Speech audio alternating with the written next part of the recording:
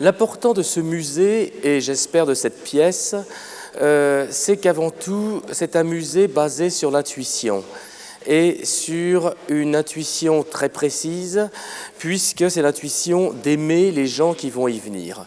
C'est-à-dire que pour bien comprendre, il faut faire un léger retour en arrière, pas très loin, mais quand même au XIXe siècle, où on est au siècle de la machine, de la matière, on le découvre. Au XXe siècle, on est fasciné par tout ça, et là arrive l'aube, dans 6 ans quand même, c'est peu de choses, du 3e millénaire. Et évidemment, on ne peut pas rester dans les odeurs d'huile chaude, dans la poussière, dans les bruits de mécanique. Évidemment, il faut commencer à se souvenir de pourquoi a été fait tout ça, pourquoi pour nous les humains.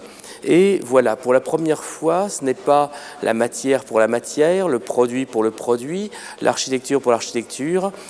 C'est un musée qui n'est pas non plus pour le musée, c'est un musée pour nous, pour vous, pour les humains. C'est un musée qui essaye d'apprendre assurément ce qu'il y a déjà dedans, à voir par exemple ici les porcelaines, mais surtout un musée qui va essayer de combattre les enfants qui passent leur après-midi à jouer au Nintendo, les parents qui passent 7 heures par jour devant la télévision à voir des séries plus qu'idiotes et qui vont peut-être, en voyant ce musée extraordinaire fait par Alessandro Mandini, ce musée fantastique, se dire « Tiens, et si au lieu de s'abrutir devant la télévision, on allait voir ce qu'il y a dans cet endroit incroyable ?»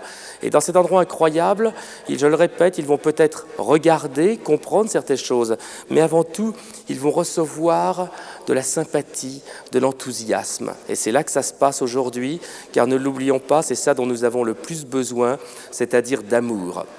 Et cet amour ici, il est partout. Il y a de la vie, de l'énergie. Et ce que j'aimerais beaucoup, c'est que cette pièce en particulier soit une machine pour que les enfants, en effet, peut-être ne se souviennent pas de la porcelaine de Chine. Peut-être, ils n'y sont pas obligés, mais en tout cas qu'ils ressortent avec des idées, avec une impression, avec une envie de faire et qu'ils commencent à se réintéresser à eux-mêmes, à leur vie, à leur société et donc à leur civilisation.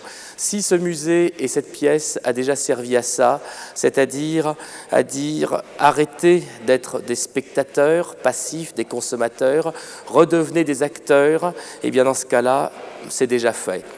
Et donc l'important de ce musée, c'est que assurément, on va y voir des pièces artistiques importantes, des porcelaines, des sculptures, des objets de Mandini, mais surtout, il va y régner l'amour et l'enthousiasme. Et c'est ça dont on a le plus besoin.